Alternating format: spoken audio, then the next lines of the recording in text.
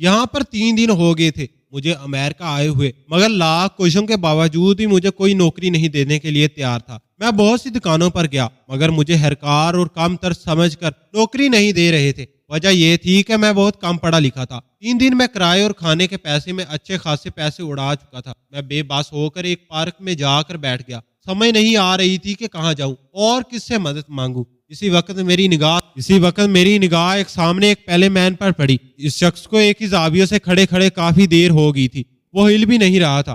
सांस लेने तक की जलन इसके जिस्म में नहीं हो रही थी। पहले मुझे लगा वो असली शख्स है, मगर जब इतनी देर तक वो अपनी जगह से ना हिला तो मैं हैरान से इसके पास चला आया।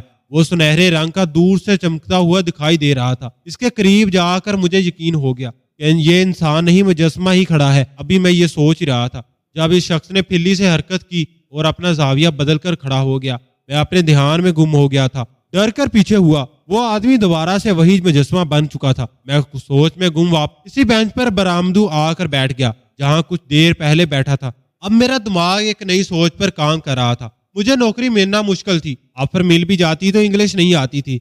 गर्ज मैंने हर पहलू गौर किया तो नौकरी मेरे लिए भी नहीं। अगर नौकरी ही करनी होती तो मैं पाकिस्तान में भी कर सकता था, मगर अब मुझे थोड़ा मनफर्द काम अच्छा लगा था और ऐसा ही कुछ उल्टा सीधा मैं करना चाहता था।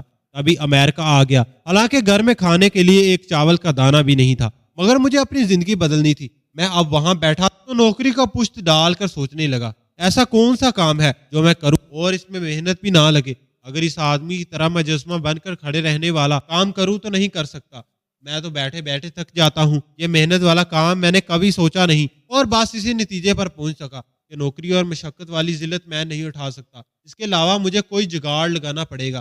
काफी देर मुझे वहां बैठे बैठे गुजर गई तो भूख की वजह से पार्क से बाहर निकल आया। पैसे थे जिन्हें मैं खाने पर नहीं खर्चता था। भूख भी लगी थी। बस मैंने चलना शुरू कर दिया। धीरे धीरे चलता जा रहा था। जब एक जगह कुछ लोग बास्केट कुछ बांट रहे थे, मैं भाग कर वहां गया तो वो देखा तो वो नियाज मस्जिद के बाहर हो रही थी। मैं भागा गया, खाने का बॉक्स थामा और एक जगह पर सुकून से बैठ गया। खाना खाकर पेट भरा तो पानी की तलब में मस्जिद के अंदर आ गया। वहां मुझे कोई नहीं जानता था। मैं ईसाई हूँ। बड़े सुकून से एक ठंडे कूलर से पानी पिया और एसी के नीचे दीवार से टेक लगाकर बैठ गया। वहां लोग आते जा रहे थे और नमाज पढ़कर मौलवी से कोई दुआ करवा रहा था और कोई अपनी मुश्किल बयान कर रहा था, जिनके तसल्ली बख्श हाल मौलवी इन्हें बहुत अच्छे अल्फाजों में दे रहा था। वहीं बैठे अचानक मेरी दिमाग में यह ख्याल आया, क्यों ना मैं भी बेस बदल कर अपनी जिंदगी को बदल लूं। मैंने देखा था कि पाकिस्तान में लोग पीर मरीद के पीछे दीवाने थे और जो कहते थे वो करने के लिए हमेशा तैयार रहते। सिर्फ इतना ही नहीं, न्याज के तौर बड़ी बड़ी रकम भी थमा कर देते थे।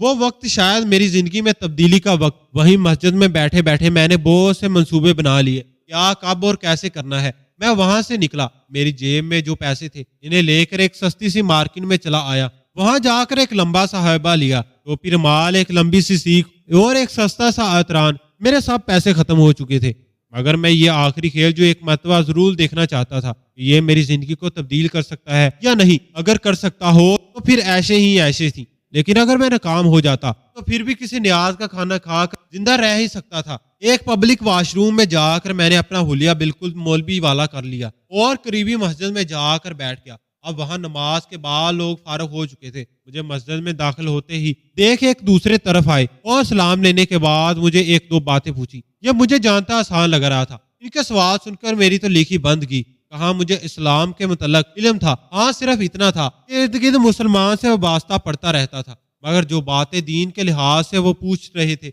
मुझे तो बिल्कुल नहीं पता था। मैं इनके सामने बहाना बनाकर वहां से चला गया कि अभी जवाब नहीं दे सकता, अगली नमाज के बाद फारग होकर दूंगा। तो मुझसे पूछे, मैं इस्तिखारा करके बताऊंगा। वो मेरी हक्का बक्का शक्ल देख रहे थे, फिर अजीब शाकी निगाहों से देखते हुए वहां से चले गए। यह अकीदा मुझ पर बाद में खुला कि उन्होंने बहुत आम से सवाल किए थे जिसमें इस्तिखारे की जरूरत नहीं थी, क्योंकि मैंने वही सवाल वहां मौजूद दूसरे मौलवी से पूछा तो इसने मुस्कुराकर एक ही लम्हे में मुझे जवाब दे दिया। मैं मस्जिद से बाहर आया। यह काम जितना आसान हो चुका था इससे कहीं ज्यादा मुश्किल था। झूठा पीर बनने के लिए मुझे इस्लाम का मुतालबा करना पड़ता और यह मैं मशक्कत काम नहीं कर सकता था। मैं जुआ हारने ही वाला था जब मुझे एक व्हील चेयर पर लड़की जाती हुई दिखाई दी। इसे देखकर मेरी आंखें एकदम से चमकी। यानी इंसान में कोई ना कोई नुक्स होता है, तो मुझ में भी नुक्स हो सकता है। क्या ही अच्छा हो जो मैं बहरा बन जाऊं और लोगों पर सिर्फ दम दरूद करके इन्हें मुतमिन करता फिरूं। اب اس مسجد میں جانا مجھے اچھا نہیں لگ رہا تھا۔ میں پھرتا پھراتا ایک بہت بڑی مسجد میں جا کر بیٹھ گیا۔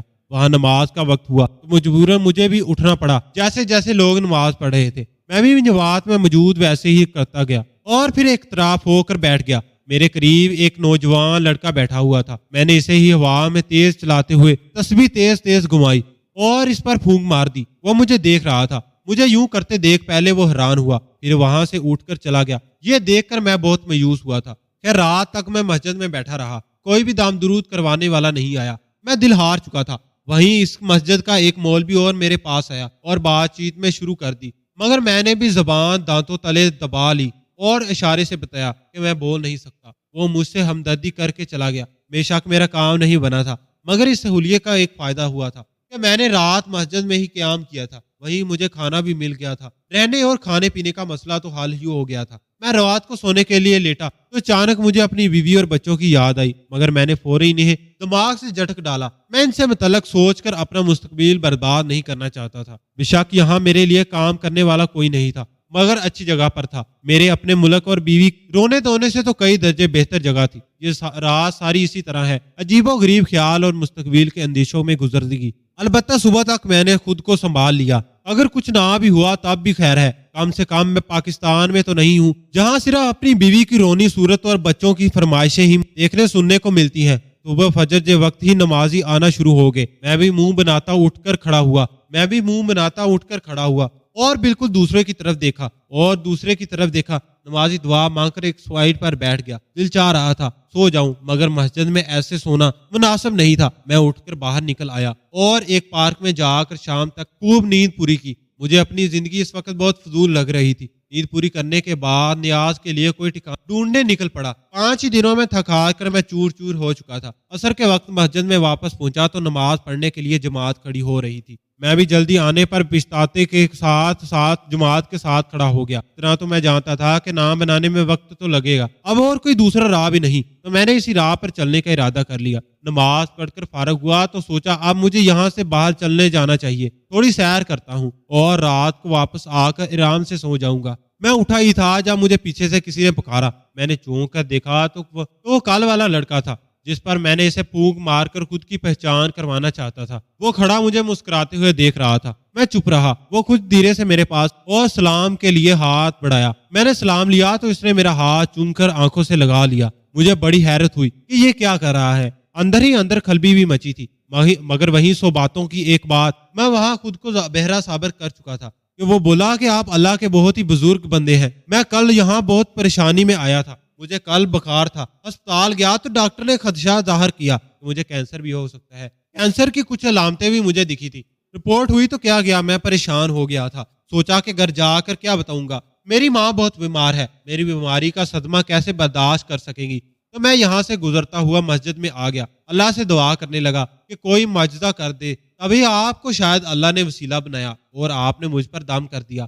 آج صبح مجھے ہسپتال سے کال آئی تھی کہ دوبارہ رپورٹس کرواؤ۔ آخر انکمیشن میں کچھ فلیٹ تھا، کچھ آج کروائی تو میرے رپورٹس بالکل ٹھیک آئی تھی۔ کوئی کینسر نہیں تھا، بالکل ہلکا سا ٹائیفائڈ بخار تھا۔ یہ بات کرتے ہوئے اس کی آنکھوں سے آنسو بہ رہے تھے۔ وہ بڑی عقیدت سے مجھے دیکھ رہا تھا۔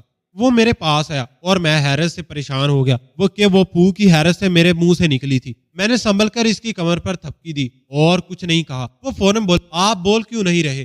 آپ کو میری کوئی بات بری لگی ہے کیا؟ سبھی پیچھے سے مسجد کو ایک خادم ہمارے پاس آیا، شاید وہ پیچھے کھڑا یہی بات سن رہا تھا۔ اس لڑکے کو دیکھ کر بولا یہ سن نہیں سکتے۔ ہماری مسجد میں جان کر وہ لڑکا بڑا دکھی ہوا، مگر وہ سنبھل کر بولا آپ میرے لیے دعا کیجیے گا۔ میں نے مسکرا کر اس بار میں سر ہلا دیا۔ مجھے بے تحاشا ہنسی بھی آ رہی تھی، مگر میں ضوابط کیسے کر رہا تھا؟ اگر میں اس موقع پر ہنس تو بنا کام بگڑ سکتا تھا۔ میں اپنے جاننے والوں کو آپ کے متعلق ضرور بتاؤں گا، پتہ نہیں کس کے لیے کیسی آسانی ہو جائے۔ یہ سن کر میں بہت خوش ہو گیا تھا کہ چلو ایسے ہی چلے گا کام۔ اب میں نے جو ہی اس کا ہاتھ تھاما تو مجھے اپنی ہتھیلی پر پیسے محسوس ہوئے۔ وہی اشارے سے منت کرنے والے لہجے گا، بہت دل سے دے رہا ہوں۔ الٹرا ساؤنڈ کو دیکھا تو وہی اشارے سے منت کر کے وہ لہجے میں گیا، بہت دل سے دے رہا ہوں۔ کچھ تو میں بھی بڑا تھا، مگر واپس بھی تو ڈالنا تھا۔ ایسے ہی کرتے تھے۔ پاکستان میں بابے ایک دو دفعہ منع کرتے مگر مرید اور زیادہ اصرار کے ساتھ نہیں پیسے دے جاتے تھے۔ اب بھی یہی ہوا، جتنا میں منع کرتا جا رہا تھا اس کا اصرار بڑھتا جا رہا تھا۔ بالآخر ہار مانتے ہوئے میں نے وہ پیسے جیب میں ڈال دیے، جس سے اس لڑکے کی خوشی دیدانی ہوئی۔ خیر وہ چلا گیا،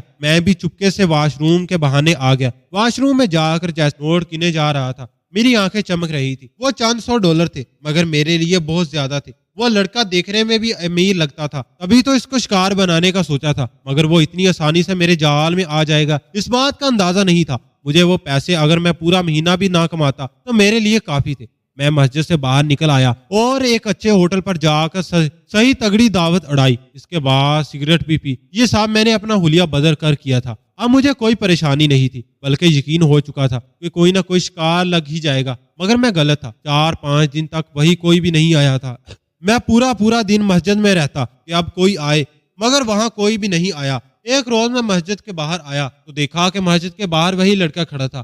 گارڈ اسے اندر نہیں جانے دے رہا تھا۔ مجھے دیکھ کر وہ بھاگتا ہوا میرے پاس آیا اور بولا، پیر صاحب اچھا ہوا آپ یہاں مل گئے، ورنہ یہ لوگ ہمیں اندر آنے نہیں دے رہے تھے۔ گارڈ حیرت سے کبھی مجھے دیکھتا تو کبھی اس لڑکے کو دیکھتا۔ میں نے بامشکل خود کو بولنے سے باز رکھا اور ہاتھ سے اشارے سے پوچھا، کیا ہوا؟ وہ جلدی سے بولا، میں نے گارڈ کو کہا تھا کہ مجھے پیر صاحب سے ملنا ہے، مگر اس نے منع کر دیا کہ اس مسجد میں کوئی پیر نہیں ہے۔ میں نے نفی میں سر ہلایا اور اشارے سے کہا، میں تو صرف اللہ کا بندہ ہوں، کوئی پیر نہیں۔ البتہ گارڈ مجھے بڑے مشکوک انداز میں دیکھ رہا تھا۔ میں اس لڑکے کے ساتھ اس قریبی پارک میں آ گیا۔ وہاں آتے ہی وہ جلدی سے بولا، مجھے اپنی ماں کے لیے دعا کروانی تھی، بہت بیمار ہے آج ان کے آپریشن سے۔ میں نے یوں ہی ہاتھ اٹھا کر ظاہر کر دیا کہ دعا کرتا ہوں۔ تھوڑی دیر بعد وہ بہت سارے $، میرے ہاتھ میں تھما کر چلا جاتا۔ اس نے اتنا ضرور کہا، کہیں جلدی ہی دوبارہ واپس آؤں گا۔ یہ لوگ مسجد میں یہ سب نہیں کرنے دیں گے۔ پتہ نہیں کتنے لوگوں کو آپ کی دعائیں کی ضرورت ہے۔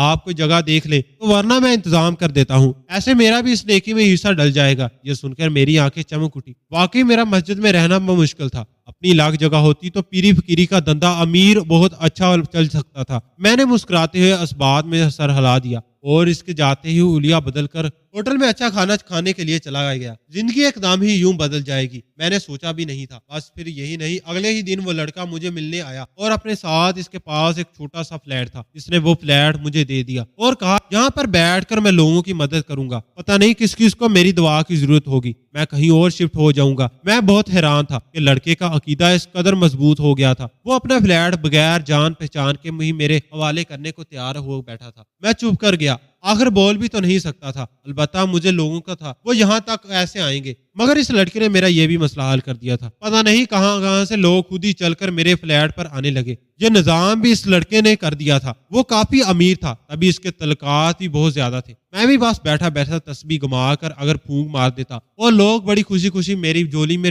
ہزاروں $، ڈال کر چلے جاتے۔ خدا کی کرنی ایسی ہوئی کہ ان کو ان کی صحت بھی مل جاتی، یا وہ کام جس کی خاطر وہ یہاں آئے ہوئے وہ بھی ان کا کام ہو جاتا۔ میری زندگی بھی مکمل طور پر بدل گئی۔ سارا دن میں لوگوں پر دم درود کرتا اور رات کو باہر نکل جاتا، نائٹ کلب اور اس کے علاوہ جہاں دل چاہتا خوب مستی کرتا۔ مجھے اپنے گھر والوں کی یاد ستاتی تھی، ورنہ جس جگہ میں آیا ہوا تھا اب اس کا خواب بھی آتا تھا تو میرے رونگٹے کھڑے ہو جاتے۔ میرے والدین نے بھاگ کر شادی کی تھی، نہ بھی بھاگتے تو ان کے پاس کچھ نہیں تھا۔ میرا ابا بھیک مانگتا تھا اور ماں بھی جھگیوں میں ہی پلی بڑی تھی۔ ماں کی طرف یہ روایت تھی کہ لڑکیوں کو باہر نہیں بیاتے تھے، جھگیوں والوں میں ہی ان کا بیاہ ہوتا تھا، بس پھر وہ گھر ہی جا کر مانگا کرتی تھی۔ اماں کی شادی کا وقت آیا تو اس کی عمر کوئی 13-14 برس کی ہوگی تھی۔ شادی کے لیے سارے خاندان میں کوئی اس کے جوڑ کا نہیں تھا۔ جھگی والوں کا یہ بھی بہت بڑا مسئلہ ہوتا تھا، جب لڑکی یا لڑکے کی جوڑ کا ساتھی نہ ملے تو وہ بوڑھے مرد سے بھی کسی بچی کی شادی کروانے میں ہم تکلیف کر اتنی دور کر دیتے تھے۔ جب لڑکی لڑکے کا جوڑ کا ساتھی نہ ملتا تو وہ بوڑھے شخص کے ساتھ بھی لڑکی کی شادی کر دیتے تھے۔ دور دور سے میرے پاس لوگ آنے لگے تھے تو میں خشک ہو جاتا تھا۔ ایک اچھی خاصی رقم ملنے والی تھی، بہت سارے لوگ میرے پاس آنے لگے تھے اور مجھے یہ بھی امید ہو چکی تھی۔ دل ہی دل میں نے یہ بھی سوچتا کہ میں ذخیرہ نہیں کرتے۔ اماں کا کوئی جوڑا نہیں تھا، ایک درمیانی عمر کے قاد سے اس کا بیاہ ہو گیا، ایک تو درمیانی عمر کے مرد سے اس کا بیاہ طے ہو گیا تھا، جس کی کہ اب کسی پاکستان میں بھی بھجوا دیا گیا تھا۔ ان خواتین نے اسی وقت اپنے ساتھ چلنے کا کہا۔ پیسوں کا سن کر میری نیند بھی اڑ چکی تھی۔ ان کے ساتھ گاڑی میں بیٹھ گیا۔ یہ بات مون انداز چلا آیا۔ عورتوں کی قیادت میں ایک کمرے میں داخل ہوا جہاں اسپتال کا بستر لگا ہوا تھا اور اس پر ایک چھوٹا سا بچہ لیٹا ہوا تھا۔ اس پر دم کیا اور بچہ سکون کی شکل میں میری نگاہ پڑی تو میں ٹھٹک کر رہ گیا۔ وہ بچہ جانا پہچانا معلوم ہو رہا تھا۔ میں نے ان خواتین کو ایک نظر دیکھا، ظاہر نگاہوں سے مجھے دیکھ رہی تھی۔ میں نے بھی بچے کو دیکھا تو کبھی خواتین کو وابستہ نہیں کی۔ اس بچے میں مجھے تیش محسوس ہو رہی تھی۔ اس وقت پیچھے سے ایک نورانی آواز میرے کانوں میں گونجی۔ میں چونک کر پلٹا، تبھی وہ بات سنائی دی، ہاں تمہارا ہی بیٹا ہے، شاید پہچانتے ہیں، تمہاری دشواری ہوگی وہ کر کے مجھے تو پہچان رہے ہو نا، یا بھول گئے یہ سب ایک خواب ہے؟ بھلا میری بیوی اور میرا بچہ امریکہ میں آئے تو آئے کیسے، وہ بھی بغیر پیسوں کے؟ نہیں یہ ممکن نہیں ہو سکتا۔ کبھی خواتین میرے قدر ایک بڑی عمر کی تنگ لہجے میں بولی، تم نے بہرے ریک ڈرامی بازیں کرنی وہ کر چکے ہو، ختم کرو ابھی یہ سب ہم جانتے ہیں، تم ڈھونگی ہو اور تم نے اپنے خاندان کی کفالت چھوڑ دی ہے۔ میں نے اپنی بیوی کو دیکھا اور پوچھا کیا ہے یہ سب، تم یہاں پر کیا کر رہی ہو؟ وہ مسکرا کر بولی، خدا صرف تمہارا نہیں ہے، ہم ناداروں کا بھی ہے کہ تم نے تو یہاں جیسے تیسے آ کر ہم سے رابطہ ہی ختم کر رکھا تھا۔ جس کار میں کام کرتی تھی وہاں باجی نے مجھے ارادے کے ذریعے امریکہ بھجوا دیا کہ یہاں پر اچھا کام مل جائے گا، اور اس طرح یہاں آ گئی اور سوشل میڈیا ورکر خواتین نے تمہارا پتہ نکالا تو علم ہوا کہ تم بھی یہاں پر ہی ہو۔ کچھ دن لگے تو تمہاری کھوج کا بھی یہ معلوم ہو گیا کہ تم ڈونگی بابا کس طرح لوگوں کو لوٹ رہے ہو۔ تمہیں اپنی عیاش کی پڑی ہوئی ہے اور تمہارا بچہ خون کے کینسر شاہ میں مبتلا ہے۔ یہ سن کر میرے ہوش فلا ہوئے۔ مجھے اپنے گھر والوں کا علم بھی نہیں تھا۔ میں نے اپنی بیوی سے معافی مانگی مگر اس نے مجھے معاف کرنے سے انکار کر دیا۔ جس حص کو تو نے اپنے اچھے وقت میں اپنی بیوی بچوں کو یاد نہیں کیا، وہ برے وقت میں بلائی کی امید رکھ سکتا۔ ہم تمہارے ساتھ کوئی تعلق نہیں رکھنا چاہتے، تم جو کرنا چاہتے ہو کرو۔ ابھی ایک خاتون نے فون ملایا۔ کچھ ہی دیر بعد اس کمرے میں پولیس آ گئی جس نے مجھے فوراً گرفتار کر لیا۔ میری بیوی نے مجھے گرفتار نہیں ہونے دیا، صرف اتنا کہا کہ اسے یہاں سے بھیج دیا جائے، وہ مجھ سے طلاق چاہتی تھی۔ اسی وقت کھڑے کھڑے اس نے مجھ سے طلاق لے لی اور مجھے وارننگ دے کر چھوڑ دیا گیا۔ وہ دن گیا اور آج کا دن اس دنیا میں ذلیل ہو کر رہ گیا ہوں، جبکہ میری بیوی جس نے مجھے جوتے کے نوک پر رکھا تھا آج اچھی زندگی گزار رہی تھی۔ کبھی کبھی یہی لگتا ہے کہ مجھ جیسا فراڈی اور دین استعمال کرنے والے کے ساتھ یہی ہونا چاہیے تھا۔ ناظرین، آپ کو آج کی ہماری کہانی کیسی لگی؟ کمنٹ باکس میں اپنی رائے کا اظہار ضرور کیجیے گا۔ ویڈیو پسند آئی ہو تو ویڈیو کو دوسروں کے ساتھ ضرور شیئر کریں۔ ویڈیو پسند آئی ہو تو ویڈیو کو لائک کریں اور دوسروں کے ساتھ ضرور شیئر کریں۔ اس طرح کے مزید سبق آموز کہانیاں واقع سننے کے لیے ہمارے چینل حماد وائس کو ضرور سبسکرائب کریں۔ شکریہ۔ آج اچھی زندگی گزار رہی تھی۔ کبھی کبھی یہی لگتا ہے کہ مجھ جیسا فراڈی اور دین استعمال کرنے والے کے ساتھ یہی ہونا چاہیے تھا۔ ناظرین، آپ کو آج کی ہماری کہانی کیسی لگی؟ کمنٹ باکس میں اپنی رائے کا اظہار ضرور کیجیے گا۔ ویڈیو پسند آئی ہو تو ویڈیو کو دوسروں کے ساتھ ضرور شیئر کریں۔ ویڈیو پسند آئی ہو تو ویڈیو کو لائک کریں اور دوسروں کے ساتھ ضرور شیئر کریں۔ اس طرح کے مزید سبق آموز کہانیاں واقع سننے کے لیے ہمارے چینل حماد وائس کو ضرور سبسکرائب کریں۔ شکریہ۔